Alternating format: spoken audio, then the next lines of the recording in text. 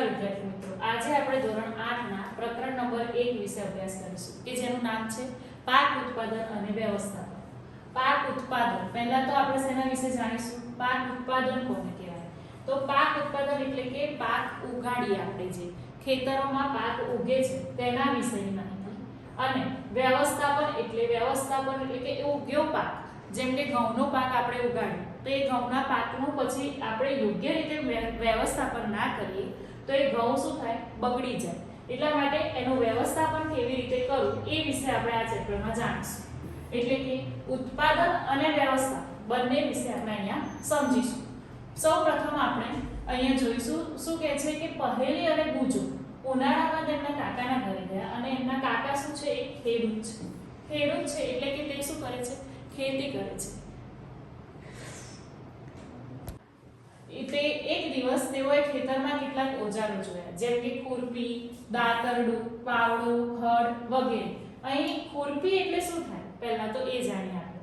ખુરપી કોને કહેવાય? કે જેનાથી આપણે ખેતરમાં પાકની આજુબાજુમાં જે નીંદણ ઉગી જાય એ નીંદણનો શું કરીએ? નિકાલ કરીએ. નીંદણ કોને કહેવાય? કે પાકની, જેમ કે આપણે ઘઉંનો છોડ વાવ્યો તો એની આજુબાજુમાં નકામું ઘાસ ઉગી નીકળે તો એ ઘાસને નીકાળવા માટે આપણે જે સાધનનો ઉપયોગ કરીએ તેને શું કહેવાય?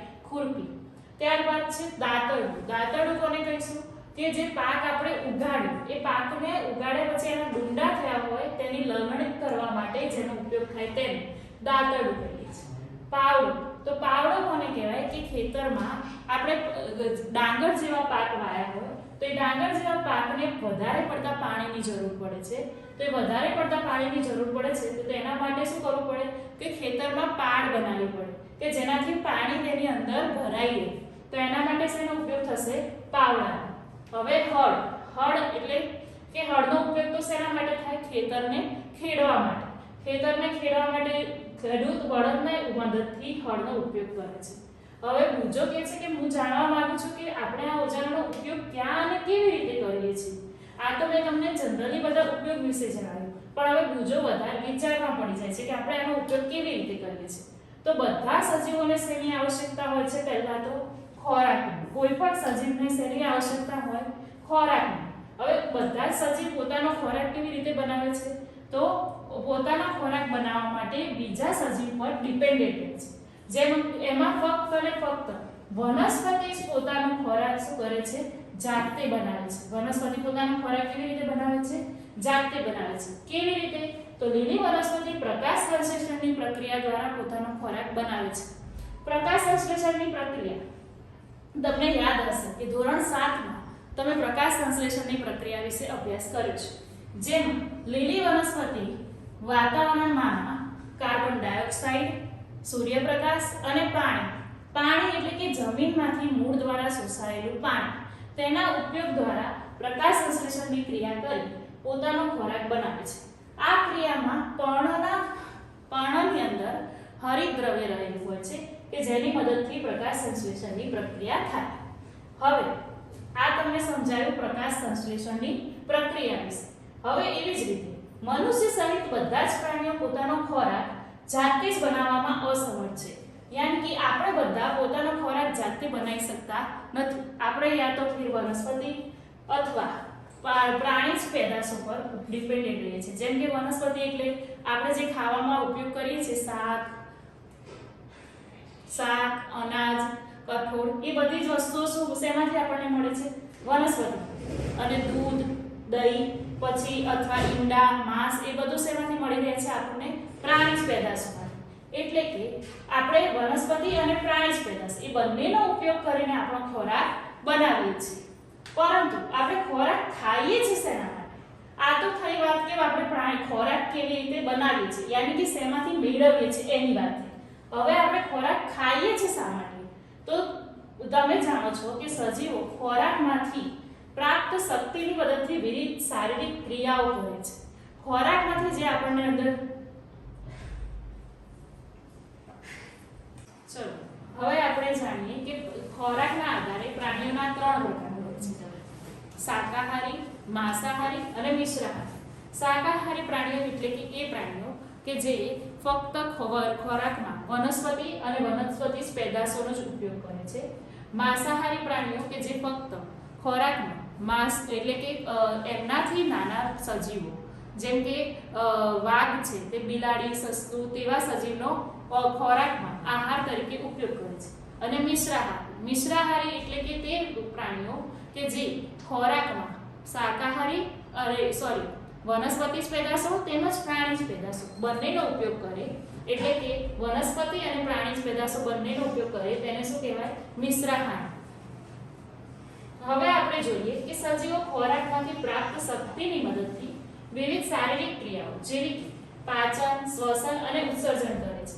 કયા કયા પ્રકારની ક્રિયાઓ કરે છે? પાચન, શ્વસન અને ઉત્સર્જન. પાચન, શ્વસન અને ઉત્સર્જન. દરેક આપણે ખોરાક ખાઈએ છીએ, ખોરાક વનસ્પતિ અથવા પ્રાણી કે બંનેમાંથી પ્રાપ્ત કરીએ છીએ. આપણે છે એ મિશ્રાહારી સજીવ છીએ કે જે શું કરે છે? વનસ્પતિ અને પ્રાણી બંનેનો આપણે ઉપયોગ કરીએ છીએ. હવે શું કહે છે કે હવે પૂછવાનો પ્રશ્ન થાય છે કે આપણે બધાને ખોરાકની આવશ્યકતા તો છે જ, તો પછી આપણે આપણા દેશમાં મોટી સંખ્યામાં માણસોને ખોરાક કેવી રીતે ઉપલબ્ધ કરાવી શકીએ છીએ? આપણે ખોરાકની તો આવશ્યકતા છે જ, તો ખોરાક કેવી રીતે આટલા બધા માણસોને પૂરો પડે છે? તો એનું મોટા પાયે ઉત્પાદન કરવું આવશ્યક છે. પહેલી શું કહે છે કે ખોરાકનું બહુ મોટા પાયે ઉત્પાદન કરીશું તો તે શક્ય બનશે. એક વિશાળ જન સમુદાયને ખોરાક પ્રાપ્ત કરવા માટે તેનું નિયમિત ઉત્પાદન, વ્યવસ્થાપન અને વિતરણ આવશ્યક છે, જે આપણે આ પ્રકરણમાં ભણવાનું છે કે ઉત્પાદન કેવી રીતે કરવું, પછી ઉત્પાદન થયા પછી એનું વ્યવસ્થાપન કેવી રીતે કરવું અને વિતરણ એટલે કે દેશના જુદા જુદા ભાગ સુધી એ વસ્તુને પહોંચાડવી કેવી રીતે તે જાણીશું. હવે એના માટે અલગ અલગ પ્રકારની ખેત પદ્ધતિઓ વિશે સમજીશું. તો ઈસવીસન પૂર્વે 10,000 વર્ષ સુધી લોકો ભટકતું જીવન જીવતા હતા. તેઓ ખોરાક તેમજ રહેઠાણની શોધમાં સમૂહમાં એક સ્થાનેથી બીજા સ્થાને વિચરણ કરતા હતા. વિચરણ યાની કે એક જગ્યાએથી બીજા જગ્યાએ ફરતા રહેતા હતા. અને તેઓ કાચા ફળ અને શાકભાજી ખાતા હતા. યાની કે એ લોકોને પહેલા કોઈ ખોરાક બનાવતા આવડતું નહોતું, એટલે એ લોકો કાચા ફળ અને શાકભાજી ખાઈને પોતાનું જીવન વિતાવતા. પછી ધીમે ધીમે એ ખોરાક માટે પ્રાણીઓનો શિકાર કરવા લાગ્યા. ત્યારબાદ તેઓ ખેતી કરી ડાંગર, ઘઉં અને અન્ય ખાદ્ય પાકોનું ઉત્પાદન કરી શક્યા. આ પ્રકારે ખેતીની શરૂઆત થઈ. આ હતો ખેતીનો ઇતિહાસ. હવે શું કહે છે કે જ્યારે કોઈ એક જ પ્રકારના છોડની કોઈ સ્થાન પર મોટી માત્રામાં ઉછેરવામાં આવે તો તેને પાક કહે છે. શું કહે છે કે જ્યારે કોઈ એક જ પ્રકારના છોડને એક જ પ્રકારનો છોડ એટલે કે ઘઉંનો છોડ વાવ્યો હોય તો 3 વીઘા જમીન હોય તો 3 વીઘામાં શું હોય? ફક્ત ઘઉંનો છોડ જ વાવેલો હોય તો એને શું કહેવાય? એક જ પ્રકારના છોડનું છોડનો વાયો કહેવાય. એટલે કે એક જ પ્રકારના છોડને કોઈ સ્થાન પર મોટી માત્રામાં ઉછેરવામાં આવે તો તેને પાક કહે છે. એટલે ઘઉંના પાકનો અર્થ એ થાય કે તેને ખેતરમાં ઉછરેલા બધા જ છોડ ઘઉંના છે. કયા છે? ઘઉંના છે. હવે કહે છે કે વિવિધ પાક વિવિધ પ્રકારના હોય છે, જેમ કે અનાજ, શાકભાજી તેમજ ફળ. તેઓ જે ઋતુમાં ઉગે છે તેના આધારે તેનું વર્ગીકરણ કરી શકાય છે. જે ઋતુમાં ઉગે એના આધારે શું કરી શકાય? તેનું વર્ગીકરણ કરી શકાય. હવે ઋતુ એટલે શું? કે જે શિયાળામાં ઉગે, જેમ કે ઘઉં શું થાય તો ફક્ત શિયાળામાં જ ઉગે છે, તો એના આધારે એનું વર્ગીકરણ કરી શકાય. ભારત એક વિશાળ દેશ છે. અહીં તાપમાન, ભેજ અને વરસાદ જેવી આબોહવાકીય પરિસ્થિતિ એક ક્ષેત્રથી બીજા ક્ષેત્ર સુધીમાં શું હોય છે? ભિન્ન હોય છે. એક ક્ષેત્રથી બીજા ક્ષેત્ર સુધીમાં એટલે કે જો આપણે જોઈએ તો આસામ છે, તો આસામ જેવા રાજ્યમાં શું ઉગશે વધારે પડતું? ચા. કેમ? તો ત્યાં પહાડી વિસ્તાર છે અને એની આબોહવા કેવી છે? ભેજવાળી. પહાડી વિસ્તારની આબોહવા ભેજવાળી હોવાથી ત્યાં આગળ પગથિયા ખેતી સૌથી વધારે સારી રીતે થઈ શકે. એટલે ત્યાં શું ઉગે છે? ફક્ત ચા. એવી જ રીતે આપણે જોઈએ કે ગુજરાત, તો ગુજરાતમાં સૌથી વધારે શું થાય છે? ડાંગર. કેમ કે અહીંની માટી એ રીતની છે કે અહીંયા વરસાદ સૌથી વધારે પડે. વરસાદના આધારે શું થાય? તો અહીંયા ડાંગર ને એવું વધારે ઉગે છે. ડાંગર છે, મકાઈ છે, એવા છોડ વધારે પડતા એવા પાક ઉગાડવામાં આવે છે. એટલે કે આપણા દેશમાં શું છે? દરેક ભાગમાં દરેક રાજ્યમાં અલગ અલગ પ્રકારની આબોહવાના કારણે અલગ અલગ પ્રકારના પાક ઉગાડી શકાય છે.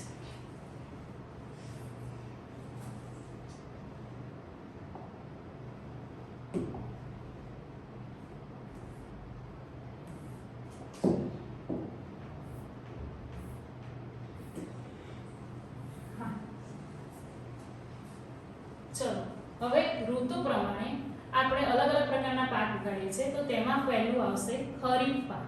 ખરીફ પાક કોને કહીશું કે જે પાકને વરસાદની ઋતુમાં રોપવામાં આવે છે તેને ખરીફ પાક કહે છે. જે પાકને વરસાદની ઋતુમાં રોપવામાં આવે છે તેને ખરીફ પાક કહે છે. વરસાદની ઋતુમાં રોપવામાં આવે એટલે કે જૂન થી સપ્ટેમ્બર સુધી હોય. તેનો સમયગાળો કયો છે? જૂન થી સપ્ટેમ્બર સુધી. જે પાકને વરસાદની ઋતુમાં રોપવામાં આવે છે તેને ખરીફ પાક કહેવાય અને એ ઋતુ સામાન્ય રીતે કયા મહિના સુધી હોય? જૂન થી સપ્ટેમ્બર સુધી. એમાં કયા કયા પાક ઉગાડવામાં આવે? ડાંગર, મકાઈ, સોયાબીન, મગફળી અને કપાસ. ડાંગર, મકાઈ, સોયાબીન, મગફળી અને કપાસ એ શું છે? ખરીફ પાક છે. સમજાયું વિદ્યાર્થી મિત્રો કે જે પાકને વરસાદની ઋતુમાં રોપવામાં આવે છે તેને ખરીફ પાક કહેવાય છે. ભારતમાં વરસાદની ઋતુ કઈ હશે? કે જૂન થી સપ્ટેમ્બર સુધીની હોય છે. ડાંગર, મકાઈ, સોયાબીન, મગફળી અને કપાસ એ શું છે? ખરીફ પાક છે. હવે તેવી જ રીતે આ વાત થઈ ફક્ત ચોમાસાની ઋતુની. હવે એવી જ રીતે આપણે શિયાળાની ઋતુનું જોઈએ તો શિયાળાની ઋતુના આધારે એ પાકનું નામ પણ શું આપ્યું છે? રવિ પાક. આપણે શિયાળાને શું કહીએ? રવિ કહીએ. એવી જ રીતે પાકને શું કહેવાય? રવિ પાક. શિયાળાની ઋતુના એટલે કે ઓક્ટોબર થી માર્ચમાં રોપવામાં આવતા પાકને રવિ પાક કહેવાય. ઓક્ટોબર થી માર્ચમાં રોપવામાં આવતા પાકને રવિ પાક કહે છે. તેમાં કયા કયા આવશે? તો ઘઉં, ચણા, વટાણા, રાઈ અને અળસી એ રવિ પાકના ઉદાહરણ છે કે જે ઠંડા વાતાવરણમાં ઝડપથી ઉગી શકે તેવા ઉદાહરણ